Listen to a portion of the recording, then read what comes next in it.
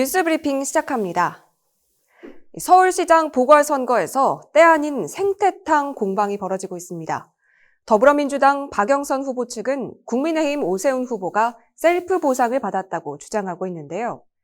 오 후보 측은 내곡동 땅의 존재도 위치도 몰랐다며 내곡지구 주택개발 사업은 서울시 주택국장의 전결사항이며 해당 사업에 처가 소유 땅이 포함된 사실을 인지하지 못했다고 반박하고 있습니다.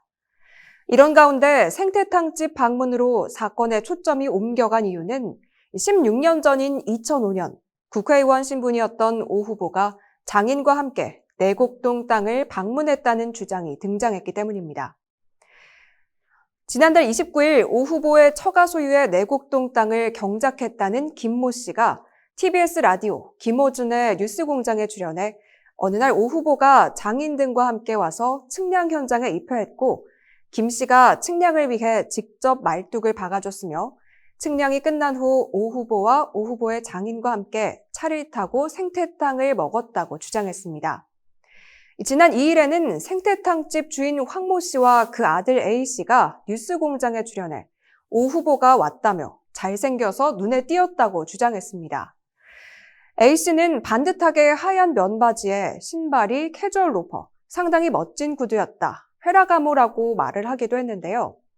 생태탕집에 들렀는지 여부가 오 후보의 처가 내곡동 땅 인지 여부를 결정짓는 쟁점이 된 것이죠.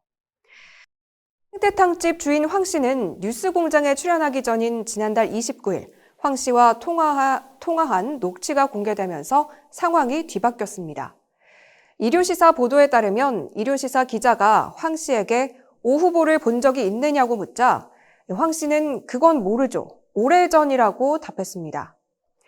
특히 황 씨는 일하는 사람들은 그냥 일만 했지 그걸 어떻게 기억해요?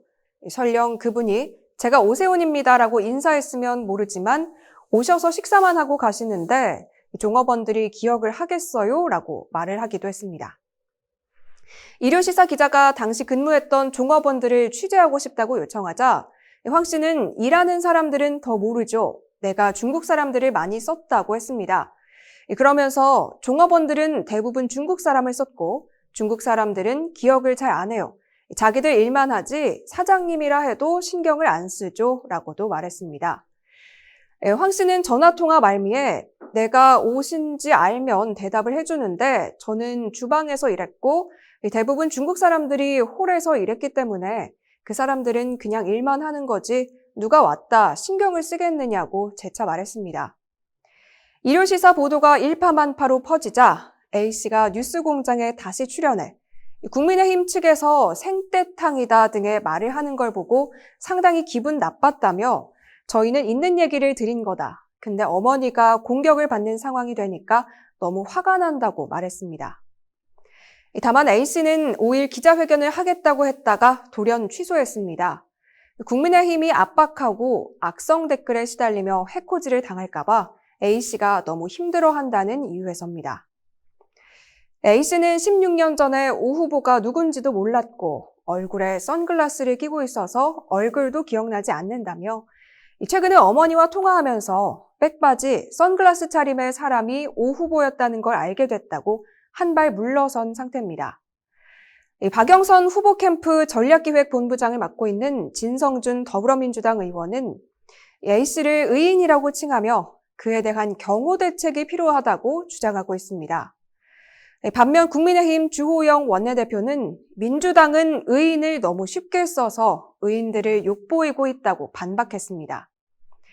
서울시의회 의원들은 오 후보의 내곡동 특혜 의혹을 두고 이해충돌 의혹 규명을 위한 행정사무조사 특별위원회를 추진하겠다고 나섰습니다.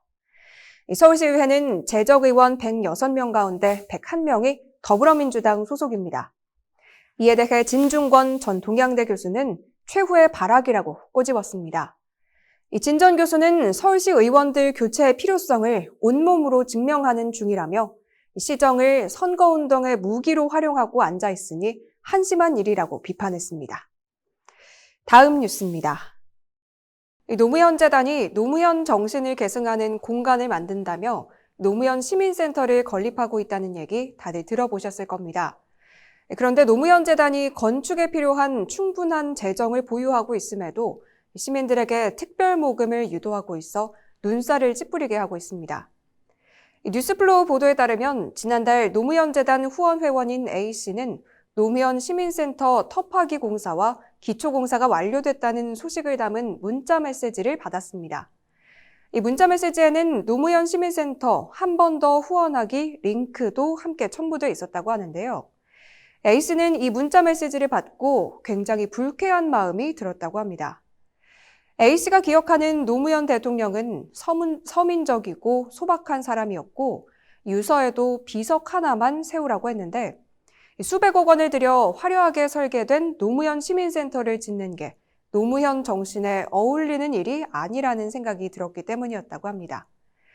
A씨는 추가 후원금을 요구하는 노무현 재단의 태도에 불만을 터뜨렸습니다. 매달 후원금을 내고 있는 회원의 입장에서 봐도 이미 많은 후원금을 받고 있는 노무현 재단이 노무현 시민센터 건립을 명분으로 계속해서 별도의 추가 후원을 요구하는 게 의아스러웠던 거죠. 사실 노무현 재단은 추가 모금이 없어도 노무현 시민센터를 짓는데 지장이 없을 정도로 풍부한 재정을 갖추고 있습니다. 작년 기준으로 노무현 재단의 자산 총액은 현금과 예금 180여억 원을 비롯해 450억 원에 달합니다. 지난 2017년 7월 노무현 재단 임시이사회 회의 자료에도 특별 모금 없이도 2020년 적립금 등으로 노무현 센터 건립 가능이라고 적혀 있습니다. 그럼에도 노무현 재단이 지속적으로 회원들을 상대로 추가 모금을 요구하는 배경에는 이해찬 전 더불어민주당 대표가 있습니다. 지난 2016년 2월 당시 노무현 재단 이사장이었던 이 전 대표는 노무현 재단 후원사업본부에 노무현 센터 실시 설계가 끝나면 공사가 들어갈 때쯤에 특별 모금 준비를 해야 한다고 지시했습니다. 이 전 대표가 이러한 지시를 한 이유는 노무현 시민센터 건축을 위한 재정이 부족해서가 아니라 여유 자금을 확보하기 위해서였습니다. 이 전 대표는 기금을 얼마 정도 남겨야 안정적인 운영이 가능한가를 검토하는 것이 중요하다. 적어도 100억은 확보해 놓아야 할 것이다 라며 건축비 100억 원을 특별 모금하자 이런 내용의 개념을 잡는 것이 중요하다고 강조했습니다. 실제로 이 전 대표의 말대로 노무현 재단은 지난 2019년 4월 노무현 시민센터 건축 비용으로 사용하겠다며 행정안전부에 112억 원 규모의 기부금 모집 계획서를 제출했습니다. 노무현 재단은 추가 모금 없이도 노무현 시민센터를 건립할 수 있다는 사실을 숨기려 했습니다. 2018년 노무현 재단 임시이사회 문건에 따르면 노무현 재단은 건축을 위한 예산이 이미 많이 확보되었다는 메시지가 나가면 모금의 원동력이 사라진다고 했습니다. 노무현 재단의 노무현 시민센터 추가 모금 대상은 기존 후원 회원들이었습니다. 이 문건에 따르면 노무현 재단은 특별 모금을 위한 제언에서 모금 우선순위는 기존 후원 회원이 돼야 한다며 기존 후원 회원의 마음을 모아 응축할 수 있는 행사, 상징적인 기념품 등 도구 활용이 필요하다고 했습니다. 그러면서 조금씩 다른 메시지로 지속적인 기부 요청을 진행해야 할 것이라고 했습니다. 실제로 노무현 재단 후원 회원인 A씨가 받은 문자 메시지에 기재된 노무현 시민센터 한 번 더 후원하기 링크에 접속하면 선물 수령 여부를 선택하는 공간이 마련돼 있는 것으로 확인됐습니다. 노무현 재단은 기존 후원 회원들에게 후원을 이끌어내기 위해 여러 수단을 강구했는데요. 노무현 대통령에 대한 향수를 자극하자는 게 그 내용이었습니다. 또한 추도식을 제외한 재단의 모든 행사는 모금 목적 행사로 기획한다고 계획을 세우기도 했습니다. 노무현 재단은 추가 모금을 넘어 후원 회원들의 유산 기부까지 염두에 두고 있었습니다. 노무현 재단 임시이사회 문건에 따르면 노무현 재단은 자신들의 강점 중의 하나로 후원 회원의 약 76%가 40대에서 60대 후원 회원으로 중고액 및 유산 기부의 가능성이 충분하다고 말했습니다. 노무현 재단은 추가 모금을 위해 문재인 대통령까지 이용했습니다. 노무현 재단은 노무현 대통령을 상징할 수 있는 원만한 이미지에 헌신적인 셀럽 섭외가 필요하다며 대중에게 잘 알려져 있고 영향력 있는 셀럽을 섭외해야 한다고 강조했습니다. 그러면서 예시로 든 게 문재인 대통령입니다. 이 노무현 재단은 문재인 대통령이 첫 번째로 특별모금에 참여하는 시나리오를 구상했습니다. 실제로 문 대통령은 노무현 시민센터 홈페이지에 후원 사례로 소개되어 있습니다. 이 문 대통령의 당선 2년째 되는 날이었던 지난 2019년 5월 9일, 이 노무현 시민센터 홈페이지에 게재된 이 후원 이야기, 문재인 대통령 노무현 시민센터에 힘을 보태다 게시물에는 이 문 대통령이 보낸 후원 신청서 사진이 첨부되어 있습니다. 이 문 대통령은 김정숙 여사와 함께 금일봉을 보내면서 노무현 시민센터는 노무현 대통령의 이름을 빌린 시민들의 공간입니다. 그 건립을 통해 시민들이 일궈온 역사를 되새기며 다시 시민들의 역사를 만들어가게 될 것입니다. 라는 내용의 서신도 보냈습니다.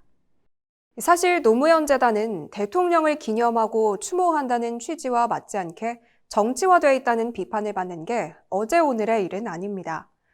당장 유시민 노무현 재단 이사장이 운영하는 유시민의 알릴레오부터 노 전 대통령을 기념하고 추모하는 일과는 관련이 없어 보입니다. 노무현 재단 내부 회의 자료에 따르면 2019년 11월 26일 기준 유시민의 알릴레오 시즌1의 최다 조회수 영상 탑5는 문정인 대통령 통일외교안보 특별보좌관 인터뷰 1, 2, 또 접속 콩카레오 전반전, 유시민 차기 대통령 자리를 놀린다, 또 조국을 지켜라 였고, 시즌2의 최다 조회수 영상 탑5는 유시민이 묻고 도울이 답하다, 윤석열 총장에게 띄우는 헌정방송, 유시민의 조국 사건 수첩, 또 어떻게 검찰이 그래요, 검찰 언론 알러뷰 순이었던 것으로 확인됐습니다. 누가 보더라도 노 전 대통령의 추모와는 아무런 연관이 없어 보이네요. 실제로 노무현 재단은 2018년 2월 임시이사회에서 재단을 대표하는 브랜딩이 취약하다며 추모 기념 사업에 국한된다고 자신들의 약점을 짚었습니다. 그러면서 노무현을 제외한 고유 콘텐츠 부재를 지적하며 재단이 추구하는 가치를 사회로 확산한 사업 성과가 미미했다고 말했습니다. 노무현 재단이 노무현밖에 콘텐츠가 없다며 사업 확장을 도모하고 있는 것이죠. 그러나 노무현 재단 정관 제2조는 노무현 재단의 목적을 노무현 대통령의 가치와 철학, 업적을 선양하고 유지, 계승, 발전시켜 그 뜻이 나라 발전과 민주주의 발전에 중요한 토대가 되도록 한다고 정하고 있습니다. 이에 따라 노무현 재단의 사업 범위는 추모 기념 사업, 교육 연구, 학술 활동 및 지원, 목적 사업과 관련한 연수, 국제협력, 홍보 및 출판 등으로 한정돼 있습니다. 충분한 재정이 있음에도 교묘하게 추가 모금을 유도하고 추가 모금액을 늘리기 위해 노무현 향수를 자극하면서도 노무현 이외 콘텐츠가 없는 게 약점이라는 노무현 재단. 이 재단의 존재 이유를 진지하게 되돌아봐야 할 때가 아닐까요? 이상으로 뉴스 브리핑 마칩니다. 고맙습니다.